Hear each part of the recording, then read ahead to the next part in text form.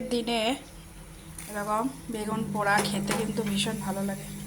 সাথে দুটো টমেটো দিয়ে দিয়েছি, এটাকে এখন মাখবো।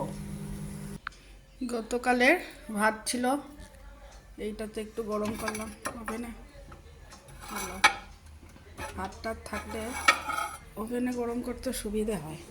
তো চলো এখানে রাখি, কি কি রান্নাবান্না হয়েছে এবার দেখাই।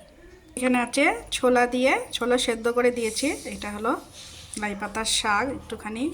এখানে আছে টমেটো স্যালাড, টমেটোরই শুধু টমেটো, ধনেপাতা আর পেঁয়াজ। আর এটা হলো স্পেশাল আজকের বেগুন ভর্তা, বেগুন পোড়া যাই বলো, ভর্তা মানে তেলে তো নাড়িনি, কাঁচা তেল দিয়েছি এখানে। আর এটা ডাল, ব্যাস। আজ হলো এই আমার পছন্দের মেনু। শীতে কিন্তু এটাই ভালো লাগে।